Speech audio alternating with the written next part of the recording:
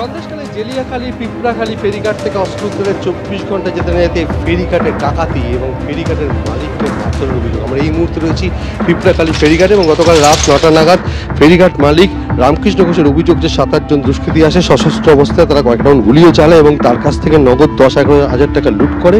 এবং রামকৃষ্ণ ঘোষের অভিযোগ এরা সকলেই বিজেপি কর্মী এবং তারাই লুট করেছে। এবং এই ঘটনায় সন্দেশখালী থানায় অভিযোগ দেওয়া হয়েছে। অভিযোগ পেয়ে ধর্মেন্দ্র সর্দার নামে এক অভিযুক্ত গ্রেপ্তার করেছে পুলিশ এবং এই ঘটনার জেরে এলাকায় যথেষ্ট উত্তেজনা ছড়িয়ে পড়ে।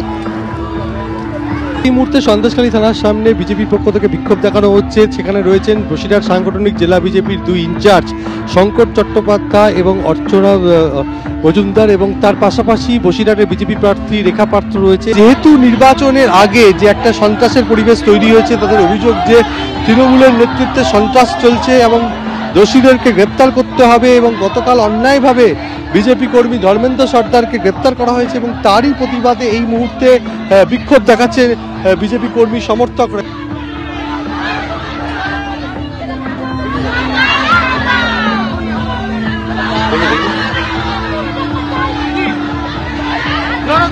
ওরা বিনা দোষে যারা অপরাধী তাদেরকে অ্যারেস্ট করা হয়নি। আজকের সাধারণ মানুষকে অ্যারেস্ট করছে, কি প্রমাণ করছে? আজকে রাজ্যের পুলিশ রাতের অন্ধকারে 25 জন আন পোশাকে গিয়ে অত্যাচার করছে, দরজায় লাথি মারছে, তাদের বাড়িতে গিয়ে নোংরা ভাষায় গালাগালি দিচ্ছে।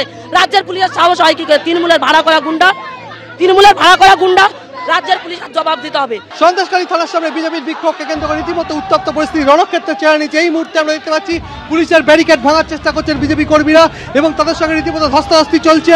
রীতিমতো উত্তপ্ত পরিস্থিতি এবং ব্যারিকেড ভাঙা কেন্দ্র করে পুলিশের সঙ্গে ধস্তাধস্তি বিজেপি কর্মীদের। এবং সন্দেশখালীতে একাধিক ঘটনায় পুলিশের ভূমিকা নিয়ে তার প্রতিবাদে আজকে বিজেপি প্রার্থী রেখা পাত্রের নেতৃত্বে এবং অর্চনা মজুমদারের নেতৃত্বে একটা বিশাল কর্মী সমর্থকরা তারা এসে বিক্ষোভ দেখাতে যায়। তাদেরকে থানায় ঢুকতে পাওয়া যায়। তারা প্রথমে থানার সামনে বসে পড়েন। এই মুহূর্তে তারা থানার সামনে বিক্ষোভ দেখাচ্ছেন এবং বিক্ষোভকে কেন্দ্র করে রীতিমতো উত্তপ্ত পরিস্থিতি হয়েছে।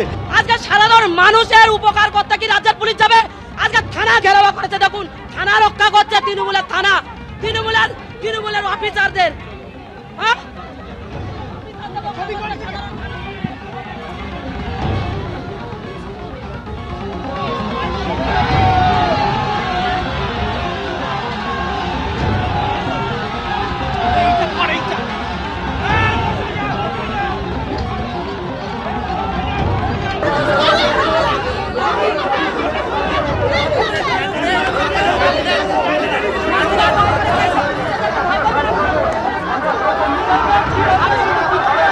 যে খবরের দিকে আমরা নজর রেখেছি, নতুন করে উত্তপ্ত সন্দেশখালী, যে ভিডিও আপনাদের সামনে রাখছি অর্থাৎ যে ছবি আপনারা দেখতে পাচ্ছেন, তৃণমূল কর্মীকে বাড়ি থেকে বের করে এনে বেধড়ক মারধর করে বিজেপি কর্মী সমর্থকরা।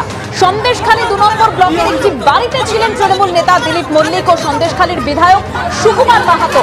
বিধায়কের সামনেই তৃণমূল কর্মীকে টেনে হেঁচড়ে বাড়ি থেকে বার করে আনা হয় এবং তাকে তুমুল মারধর করা হয়, বেধড়ক মারধর করা হয়।